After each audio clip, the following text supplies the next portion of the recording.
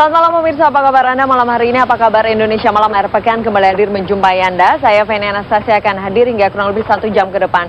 Malam hari ini saya akan mengajak Anda kembali untuk mengupdate informasi terkini terkait dengan pencarian pesawat Air Asia KZ8501, di mana hari ini sebuah peristiwa yang cukup membanggakan sudah berhasil dilakukan, yaitu ekor pesawat Air Asia KZ8501 sudah berhasil diangkat oleh tim SAR gabungan. Apa selanjutnya yang akan dilakukan, terutama untuk mencari kotak hitam atau black box yang masih terus diupayakan, dan bagaimana kemudian penyisiran selanjutnya akan dilakukan, juga bagaimana terkait dengan pencarian dari para korban pesawat Air Asia KZ8501. Kami nanti akan hadirkan bagaimana perkembangan terkininya, juga langsung dari tim KNKT, Basarnas, dan juga dari Surabaya terkait identifikasi korban. Saya buka dulu apa kabar Indonesia Malam Akhir Pekan. Pertama yang akan kami sampaikan ini masih terkait dengan dunia penerbangan Indonesia, di mana Kementerian Perhubungan menjatuhkan sanksi kepada 5 maskapai penerbangan nasional karena melanggar izin terbang. Sanksi berupa pembekuan 61 penerbangan domestik dari maskapai bersangkutan. Menteri Perhubungan Ignatius Jonan pun menegaskan pembekuan tersebut tidak berkaitan dengan musibah jatuhnya pesawat Air Asia KZ8501.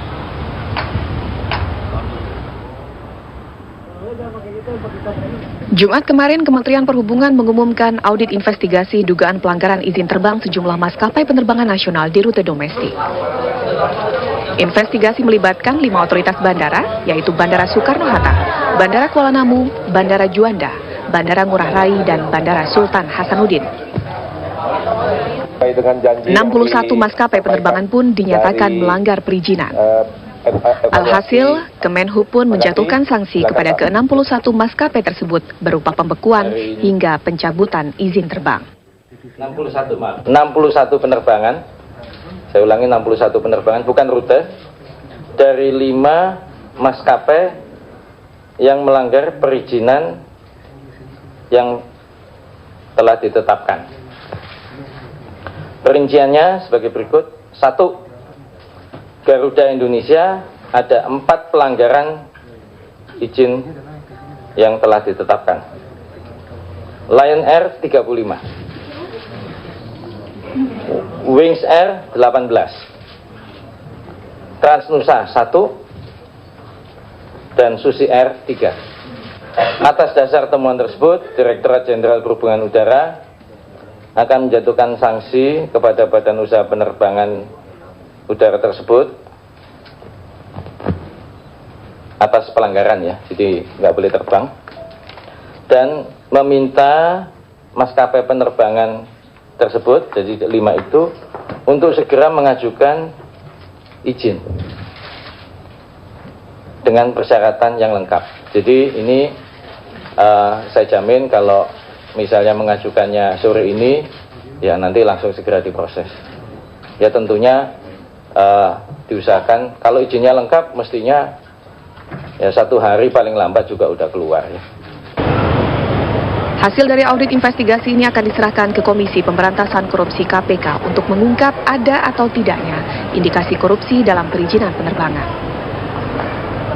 Menteri Perhubungan pun menegaskan jika penjatuhan sanksi ini tidak ada hubungannya dengan musibah yang terjadi pada pesawat Air Asia KZ8501. Sebelumnya, Menteri Perhubungan membebas tugaskan dan mutasi 3 pejabat eselon 2 dan 7 pejabat eselon 3 di Kementerian Perhubungan.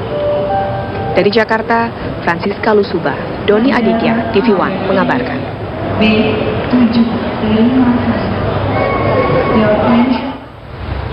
Hasil investigasi dari Kementerian Perhubungan yang menyatakan ada 61 penerbangan dari 5 maskapai di Indonesia yang melakukan pelanggaran izin langsung berdampak pada penerbangan di Bandara Juanda, Sidoarjo, Jawa Timur. Hari ini sebanyak 10 penerbangan di bandara ini dihentikan.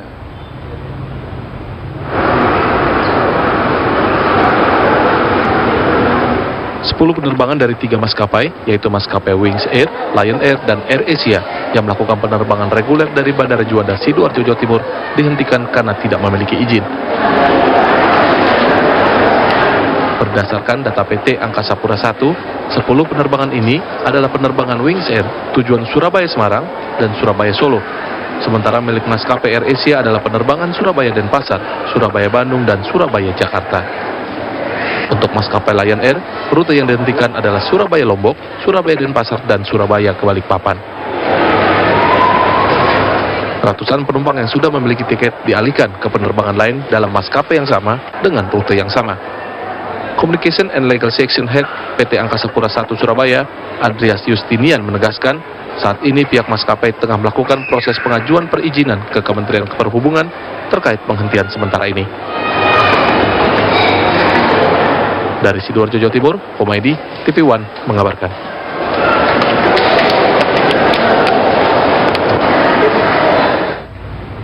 Tim penyelam gabungan pemirsa berhasil mengangkat ekor pesawat hari ini dan kita berharap tentunya segera akan ditemukan dari black box. Kita lihat berikut ini.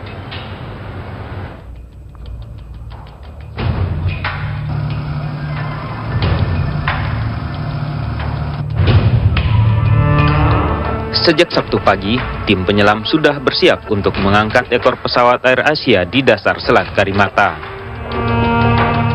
Sekitar pukul 6 waktu Indonesia Barat, 2 penyelam dikerahkan ke dasar laut untuk mengecek kondisi tali pengikat ekor pesawat.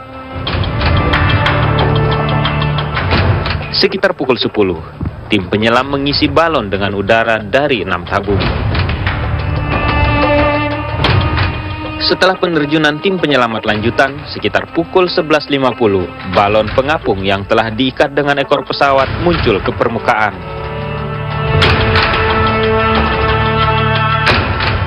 Tim penyelam terus berupaya mengangkat ekor pesawat ke kapal Crash Onyx yang dilengkapi tali untuk menarik ekor pesawat. Namun mengangkat ekor pesawat yang diperkirakan berbobot 10 ton ini tak mudah. Gelombang yang tinggi membuat balon dan ekor pesawat terus bergerak di perairan.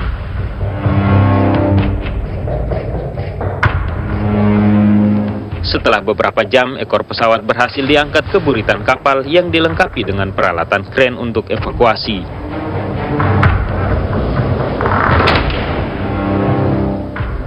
Upaya pengangkatan sudah dilakukan sejak ekor pesawat AirAsia ditemukan Kamis lalu di dasar laut.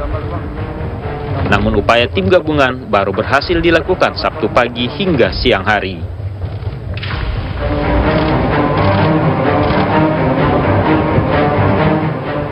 Dari Pangkalan Bun, Kalimantan Tengah, tim TV One mengabarkan.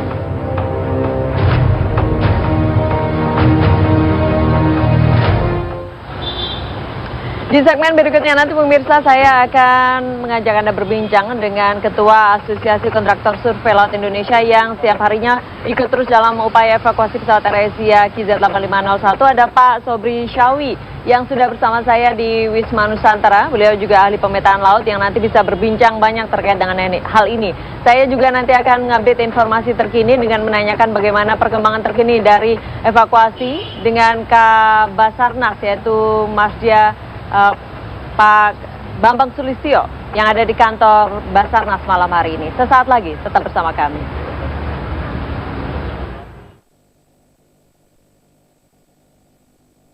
Masih betul langkah baru yang sudah berhasil dilakukan, yaitu hari ini sudah berhasil diangkat ekor pesawat AirAsia KZ8501. Dan bersama saya di Wisma Nusantara malam hari ini sudah ada Pak Sobri. Selamat malam Pak Sobri. Selamat malam Mbak Feni. Terima kasih sudah bersama kami. Bersama. Pak Sobri ini juga tentunya turut andil dari kapal yang dari asosiasi Anda yang juga setiap harinya selalu ikut dalam proses evakuasi Pak ya, dari kapal MGS Geosurvey. Iya betul. Juga bahkan yang pertama kali juga menemukan objek hingga akhirnya ekor pesawat ini bisa ditemukan begitu kan ya. Bagaimana komentar Anda akhirnya ini bisa dievakuasi, bisa diangkat ke atas ekor pesawat ini?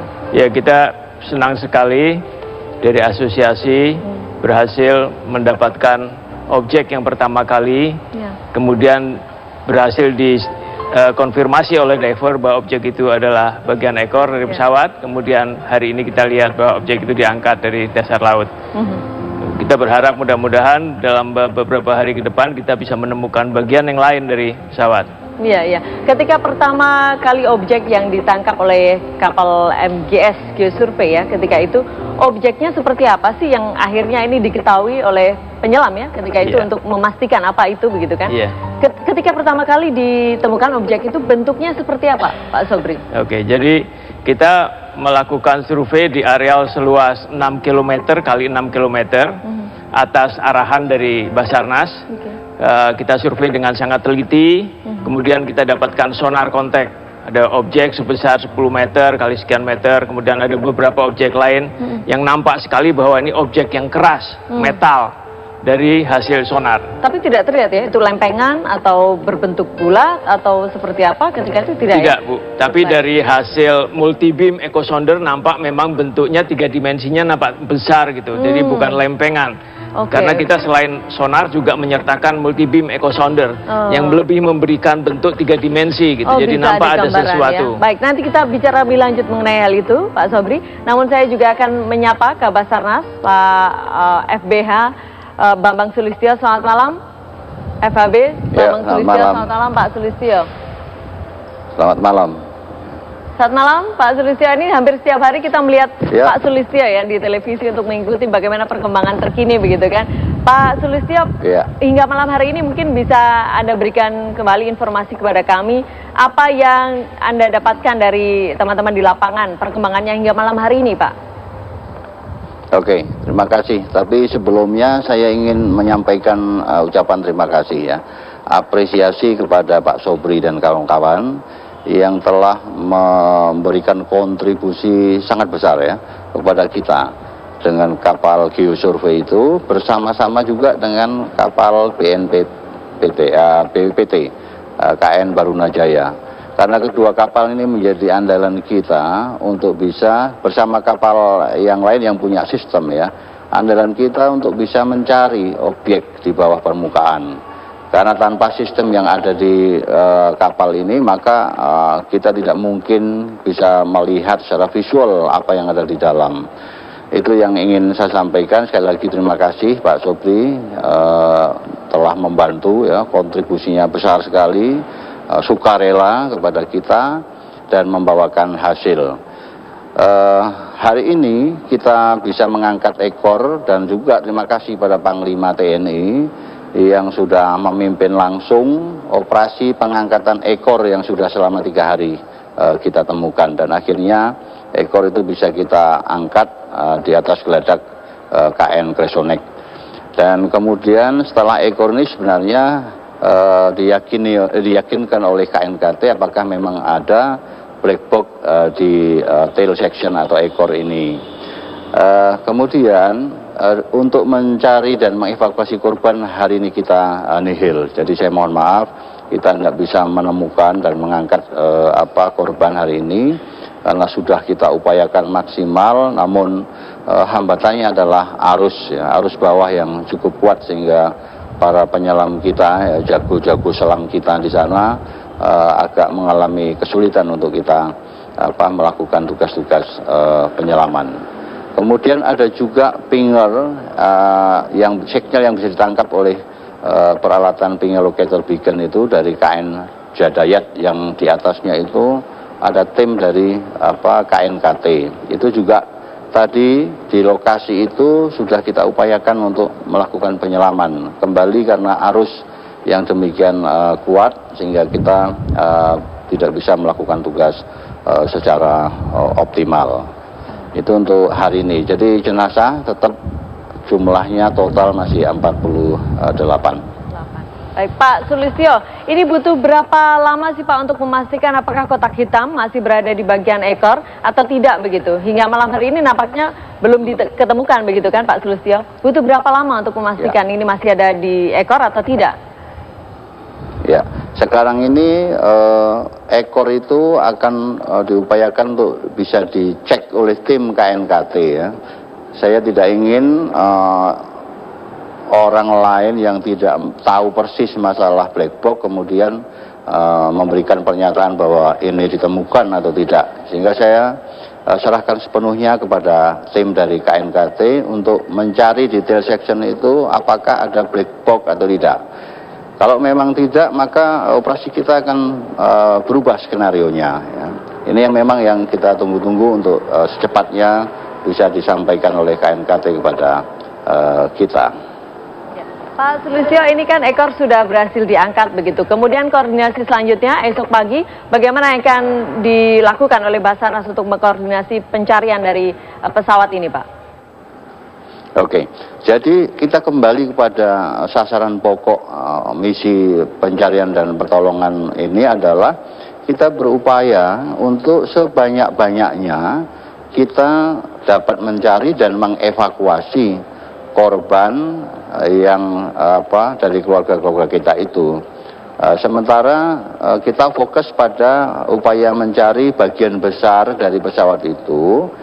Maksudnya bukan kita kemudian ingin mengangkat bagian itu, tetapi kembali kepada sasaran pokok yang kita cari adalah korban dengan praduga bahwa keluarga kita itu masih ada yang terjebak di dalam puing-puing pesawat yang dugaan kita besar itu.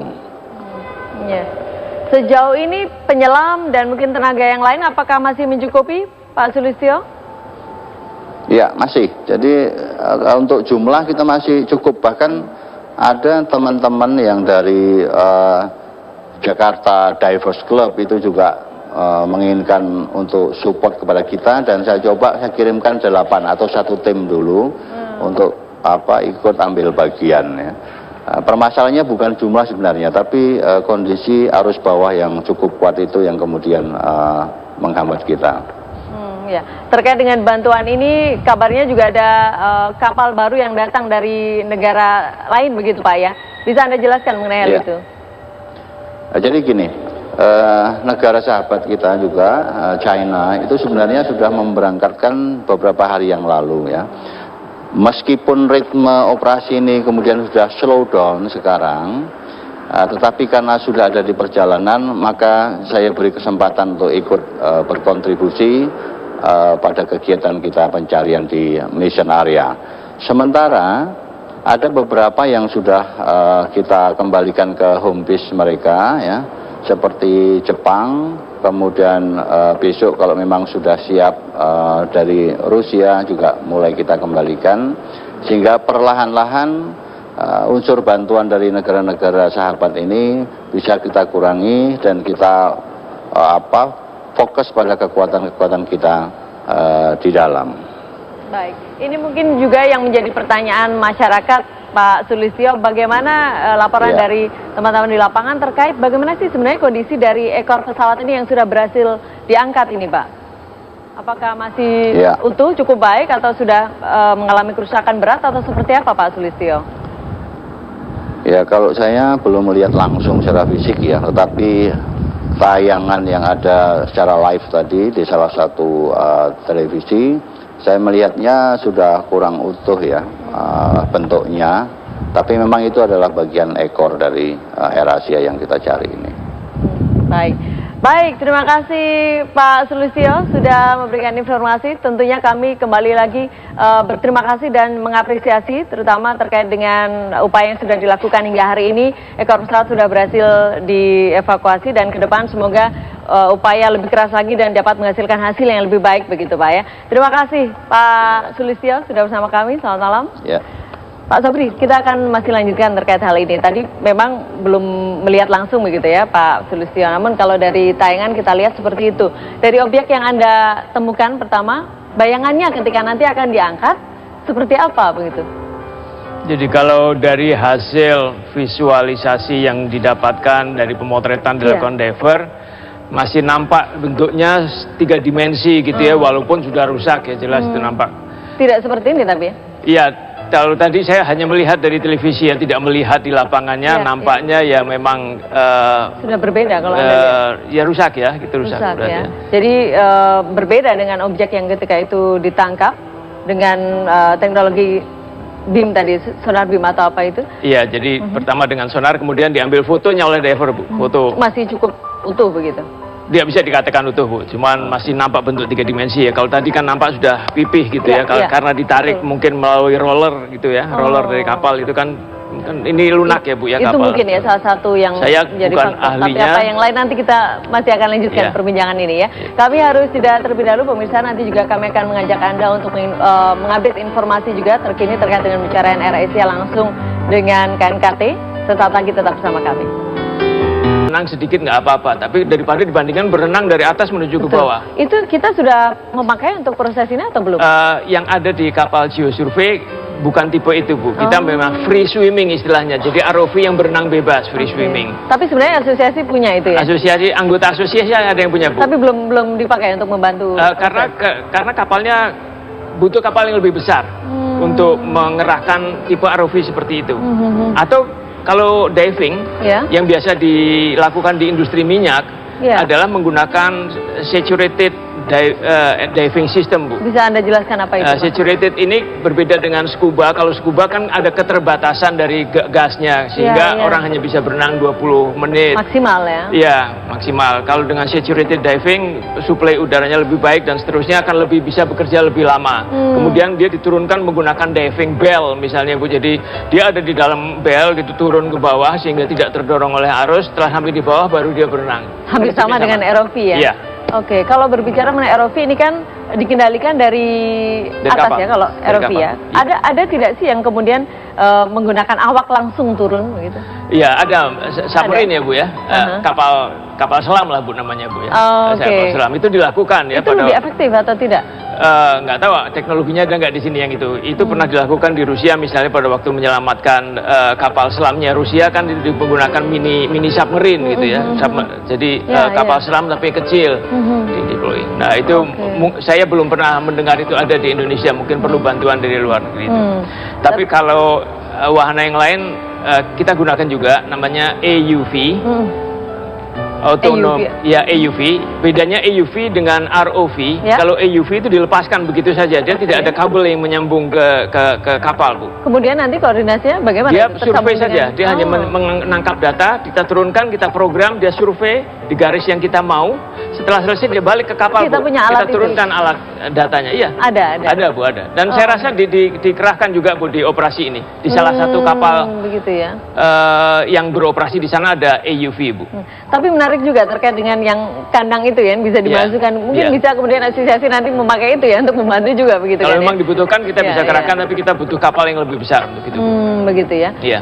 Baik Pak, selama ini koordinasi dari asosiasi yang juga ikut langsung setiap harinya seperti apa dengan Basarnas? Sangat baik sekali saya pikir. Jadi kalau kita mulai dari awalnya nih, Bu, nih ceritanya bagaimana kita mengirim geosurvey, kita melihat apa yang terjadi, kemudian kita mendengar di pemberitaan internasional. Salah satu komentarnya yang rada menyakitkan itu, dia menyebutkan Indonesia dengan teknologi yang masih agak kesulitan kalau harus mengatasi yang seperti ini. Jadi kita merasa tertantang, Bu. Ada ini teknologinya, ada semua di Indonesia. Kita punya semua. Kita punya teknologinya, sonar, multi beam, AUV, semua ada, Bu, di Indonesia. Jadi kita kumpulkan anggota asosiasi, kita bilang siapa yang punya kapal yang bisa available. Ada kapal geosurvey nih, lagi nggak kerja. Kita patungan deh. Kumpulin setiap perusahaan anggota asosiasi ngirim personel, ngirim peralatan, semua dikumpulkan di situ, kemudian kita ya membantu secara operasional dari segi financingnya, Bu. Karena kan mahal ini, Bu, operasi kapal ini, Bu.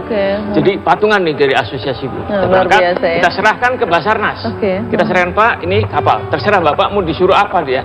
Dia punya kemampuan ini. Udah, jadi selama ini Basarnas yang mengkoordinasikan, coba survei daerah sana, coba survei daerah sini, sampai kemudian kita survei di daerah yang 6 kali 6 km itu. Iya. Oh begitu. Ketika mungkin berkaca dari peristiwa Adam Air ketika itu tidak membantu karena memang belum terbentuk mungkin, Pak ya? Asosiasi. Belum, Bu. Asosiasi ini baru terbentuk sekitar 3-4 tahun yang lalu, Bu. Iya. Kemudian ini saat ini sangat bermanfaat sekali ya, Pak Sobri. Kita nanti masih akan lanjutkan perbincangan ini, menarik sekali. Tapi nanti juga masih akan kembali pemirsa dengan laporan langsung dari rekan kami dari yang akan berbincang dengan KNKT. Sesaat lagi tetap bersama kami.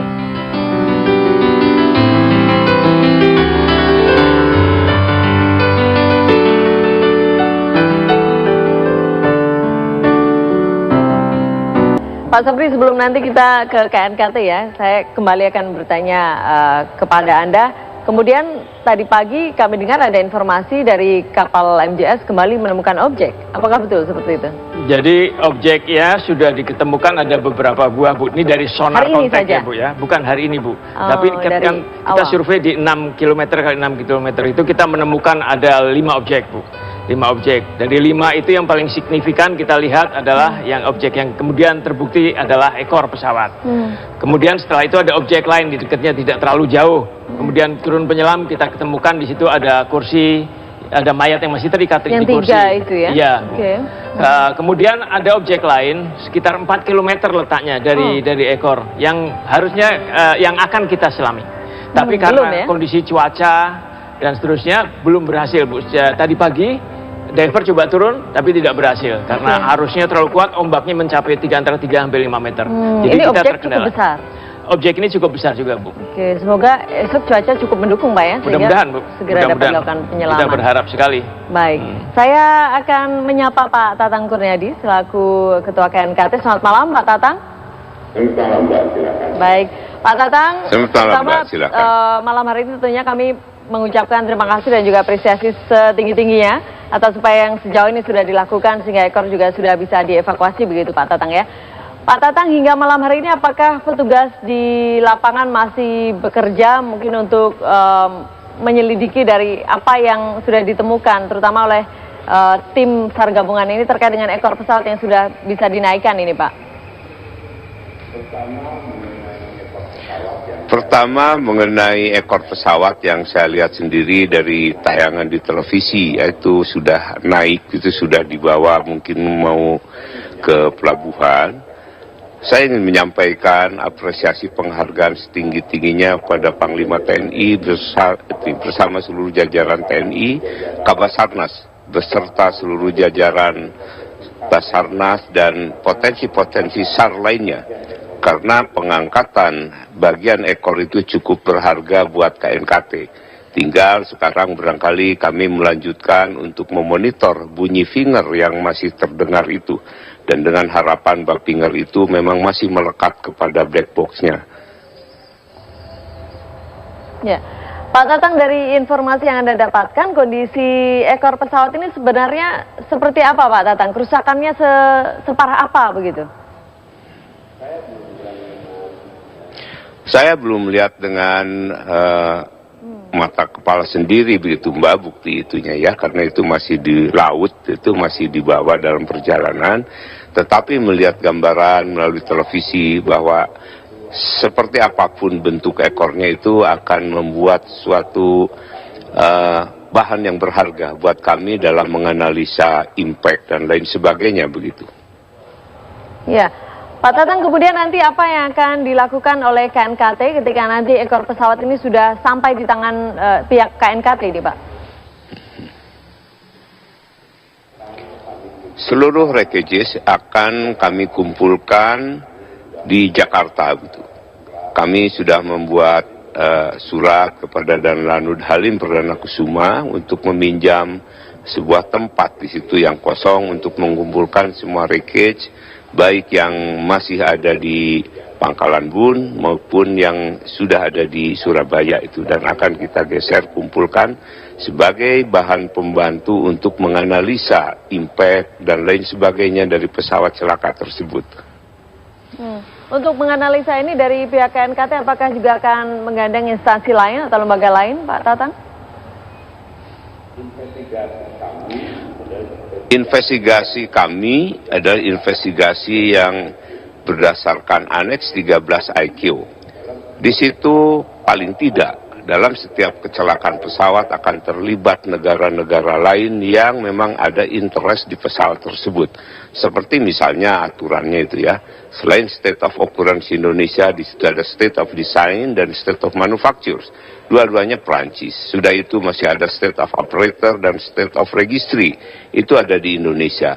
Dan ada states yang mempunyai fatalities di situ, yaitu Singapura, Perancis, kemudian Korea dan juga Inggris di situ. Nah, mereka itu mempunyai hak untuk mengetahui, untuk membantu dan juga untuk memberikan accredited representatif atas nama negaranya pada kecelakaan ini. Jadi pasti di sini ada dari negara lain yang saling bekerja sama begitu. Jadi bukan hanya kita tidak mampu terus minta bantuan, tapi itu ada kewajiban internasional harus berlaku seperti itu. Oke, Pak Tatang, terkait dengan kerjasama ini sejauh ini koordinasi yang sudah dilakukan seperti apa nih Pak? Mereka sudah pada datang karena begitu kejadian kecelakaan, contracting state ya, dalam hal ini Indonesia sebagai state of occurrence harus membuat suatu notification. Paling lama itu 5 hari sejak kejadian kecelakaan. Kami pada hari ketiga sudah mengirimkan hal itu kepada ICAO, ya, kepada negara-negara yang ada kaitannya dengan kecelakaan itu, yaitu seperti negara yang warga negaranya meninggal dan kemudian contracting state seperti Perancis begitu ya, sebagai negara pembuat dan pendesain pesawat. Itu sudah beberapa hari kemudian sudah datang mengirimkan accredited representatifnya begitu. Jadi semuanya sudah siap di Indonesia Pak ya untuk melakukan pemeriksaan dan juga analisa ini? Betul, sudah siap untuk melakukan proses-proses lanjutan dari investigasi ini. Sekarang mereka di kantor KNKT sudah mulai bekerja untuk menuliskan, untuk menganalisa hal-hal yang masih bisa diungkap, masih bisa dicatat, masih bisa diuraikan di luar masalah-masalah yang ada di dalam black box atau di luar hasil dari penelitian terhadap wreckage. Pak Tatang, mungkin Anda bisa cerita sedikit sejauh pengalaman Anda selama ini. Black box ini kan selalu ditempatkan di tempat paling aman begitu, yang pikir paling aman adalah di ekor dan selalu kuat tentunya. Apa sih yang sebenarnya bisa menyebabkan black box ini akhirnya bisa terlepas begitu dalam kondisi seperti apa Pak Tatang? Sebenarnya black box itu disiapkan ya untuk memonitor seluruh gerakan-gerakan penerbangan, merekam suara-suara yang ada di situ. Pada saat terjadi impact, itu pasti akan ada suatu gaya yang bisa membuat black box itu terlepas dari pesawat. Dan ini sering terjadi, bukan hal yang aneh begitu. Jadi si black box ini terlepas dari posisi kedudukannya di bagian belakang ekor itu.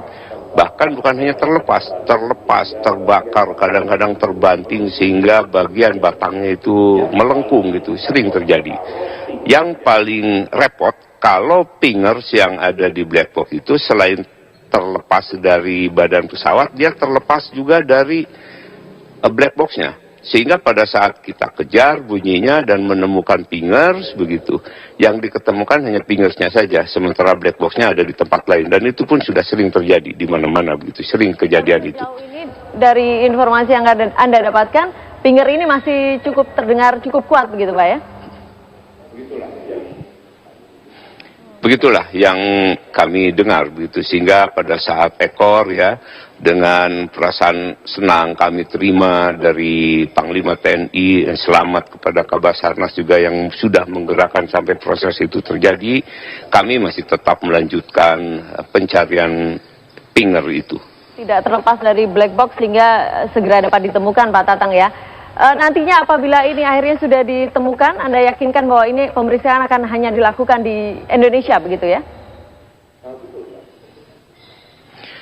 Betul Mbak, sebenarnya banyak yang kurang mengetahui ya, Indonesia sejak tahun 2008 itu sudah mulai berusaha untuk memiliki laboratorium black box sendiri. Sebelumnya kita kalau ada kecelakaan dan harus black box itu diperiksa, pesawat Indonesia kita bawa ke luar negeri itu, ke Singapura ya, kemudian ke Australia, ke Amerika, ke Taiwan.